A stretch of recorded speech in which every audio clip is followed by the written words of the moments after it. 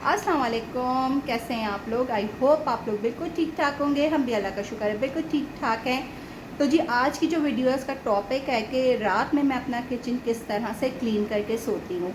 ये specially women's के लिए है या आप कह दें कि गर्ल्स के लिए भी है, जो लड़कियाँ जो हैं वो घरदारी सीख रही होती हैं, जिनकी शादियाँ होने वाली होती हैं, उनको पता होना चाहिए कि जनाब रात में किचन किस तरह से क्लीन करके सोने, कौन कौन सी चीज़ें जो बहुत ज़रूरी है करना, क्योंकि हमारे किचन में ना कॉकरोचेस वगैरह पैदा हो जाते हैं अगर हम किचन को क्लीन करके नहीं सोते। तो कुछ चीज़ें ऐसी होती हैं जो हमारे दिमाग से निकल जाती हैं और बाद में जो है वो वहाँ पर कुछ कचरा पड़ा रह जाता है, खाने की चीज़ पड़ी रह जाती है, जिसकी वजह से जो है वो हमारा किचन में जो है वो कॉकरोचेस वगैरह पैदा हो जाते हैं, जो कि हमें बहुत ज़्यादा नुकसान करते हैं। क्योंकि एक दफ़ा अगर किचन में कॉकरोचेस हो जाए ना तो बहुत मुश्किल होता है कि उनको ख़त्म किया जाए।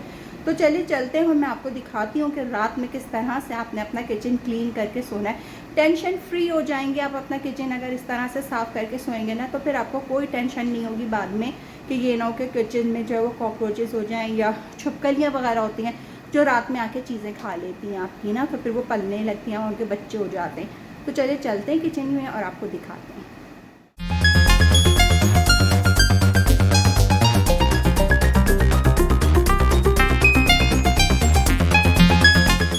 खाना हमारा बच गया, हलीम था, हलीम बच गया हमारा।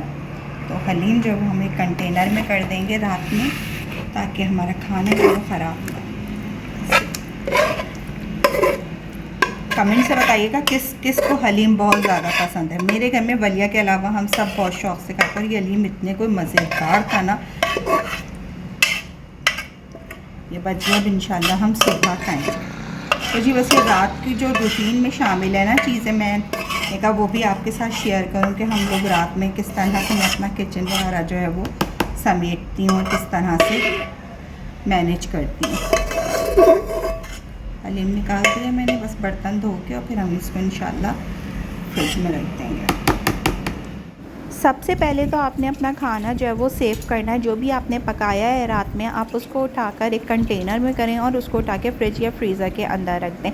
मैं भी यही करती हूँ। सबसे पहले जो है वो हमने अपना खाना जो है वो उठाकर मैं फ्रिज में रखती हूँ। अच्छा, मैं जो वो कंटेनर में करके रख देती हूँ। बहुत सारे लोगों को मैंने देखा है जो पूरी की पूरी पतीली उठाकर ऐसा ही कि ऐसा ही जो है वो फ्रिज में रख देते हैं और सुबह उसी को उठाकर दोबारा से गर्म कर लेते हैं। लेकिन ये जो चीज़ें ना बहुत ज़्यादा आपकी जगह घेरती है।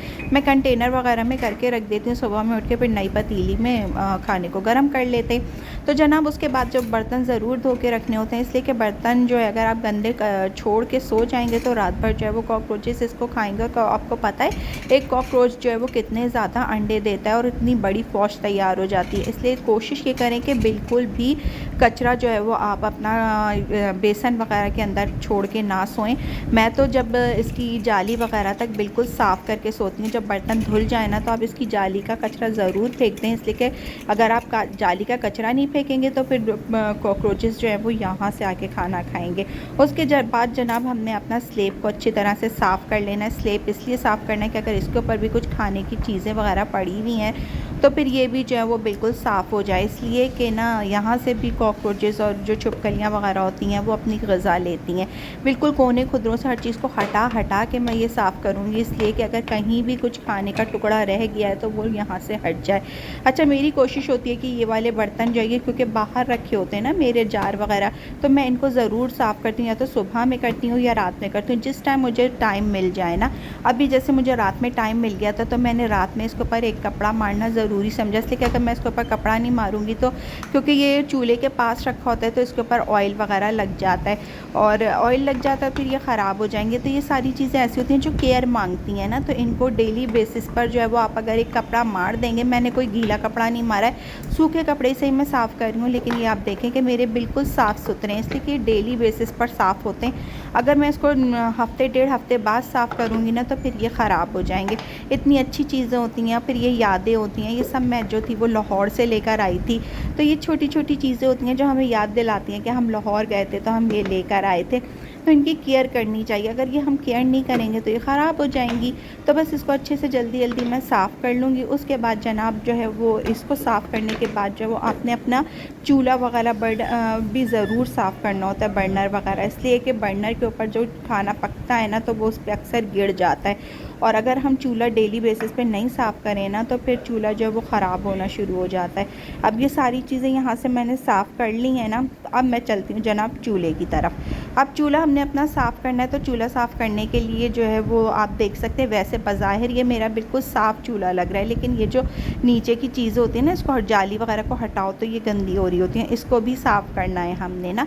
अगर नहीं करेंगे तो जो चिकना होता है ना वो फिर अब दोबारा जब चूल्हा जलाएंगे तो चिकना जो वो सख्त हो जाएगा, उसके बाद जो है वो आपका मुश्किल से तार वगैरह से हटेगा। अब ये जो होता है ना मेरा, मैं हल्का सा डेली बेसिस पे करती हूँ। ये चूल्हा मेरा जो है वो दिन में 2 से 3 दफ़ा साफ़ होता है, इसलिए कि ये बार बार साफ़ होता है। जब कुछ गिर जाता है तो इसको हमें साफ़ करना है। तो यहाँ पर पहले मैं गीले कपड़े से इसको अच्छी तरह से साफ़ कर लूँगी। उसके बाद फिर जो है वो कुछ भी आपके पास लिक्विड हो, या जैसे आपके पास पाउडर वगैरह हो, या आपका साबुन हो बर्तन धोने का, उसके मदद से आपने इसको अच्छी तरह से साफ़ कर लेना है। और फिर ये जो तार वगैरह होता है या फ़ोम का जो बैक का साइड होता है स्कॉच ब्राइट का, उसके ज़रिए जो है वो आपने इसको मल लेना है। और फिर जैसे अगर इसके ऊपर कोई भी निशानात है ना तो वो आपने साफ़ कर लेने हैं। इस तरह से ये कि हमारा चूल्हा जो है वो डेली बेसिस पर जब साफ़ हो रहा होता है तो फिर इसके ऊपर जो है वो ऑयल के निशानात बाकी नहीं रहते। ये देखिए जनाब, ये मेरा किचन का स्लैब वगैरह जो है वो मैंने अच्छी तरह से साफ़ कर लिया। अब ये जो हिस्सा जो मेरा ज़्यादा यूज़ में होता है, जिस पे मैं कटिंग वगैरह करती हूँ,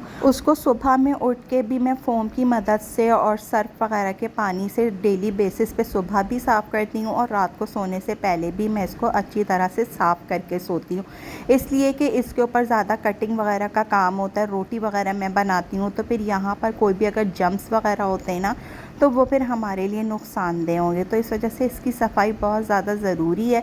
और फिर यहाँ पर कोई अगर खाने पीने का निशान मतलब कोई चीज़ रह जाएगी तो फिर वही बात है कि उसके ऊपर जो है वो कॉकरोचेस वगैरह मुँह मारेंगे।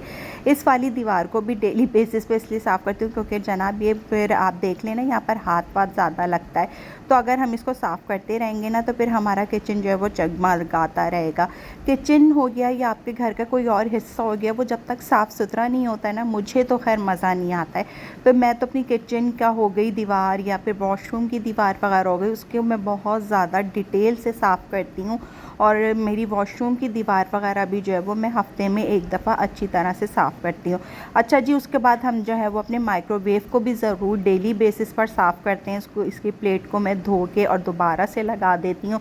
इसके अंदर जो भी कचरा वगैरह होता है वो सब निकाल देती हूँ ताकि कॉकरोचेस जो हैं वो इसके अंदर भी ना पने। इसके अंदर क्योंकि खाना वगैरह गर्म होता है ना, तो फिर ये जो है वो बार बार जो है वो हमारा इसके अंदर कुछ ना कुछ गिर जाता है। माइक्रोवेव को ऊपर से अच्छी तरह से साफ़ कर देंगे, कोई भी निशानात वगैरह हो ना तो वो भी निकल जाते हैं। और फिर ये देखें तो थोड़ा सा इसके ऊपर ना ऐसा आता है कि शीशा नज़र आ रहा होता है, इसमें हल्का सा भी कोई धब्बा लगता है ना तो माइक्रोवेव जो है वो बहुत बुरा लगने लगता है।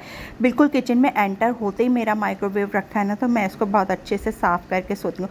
स्लैब वगैरह सारा झाड़ने के बाद जो है वो आखिर में हम जो है वो झाड़ू ज़रूर मारती हूँ मैं, इसलिए कि फिर जो भी कचरा वगैरह हो ना वो सारा का सारा यहाँ से समेट लूँ। क्योंकि ज़ाहिर है आपको पता है कि जो भी स्लैब के ऊपर कचरा होता है वो जब आप नीचे झाड़ेंगे तो वो ज़मीन पर आ जाता है, और फिर अगर आपने ऊपर की सफाई कर दी और नीचे ज़मीन की सफाई नहीं की तो जनाब फिर आपको ज़ाहिर है वहाँ पर कॉकरोचेस पैदा होंगे। तो जी ये देखें जनाब, मेरा किचन जब अच्छी तरह से साफ़ हो गया और ये जो चीज़ थी वो मेरी रह गई थी, तो मैंने कहा क्यों ना इसको भी साफ़ कर लिया जाए।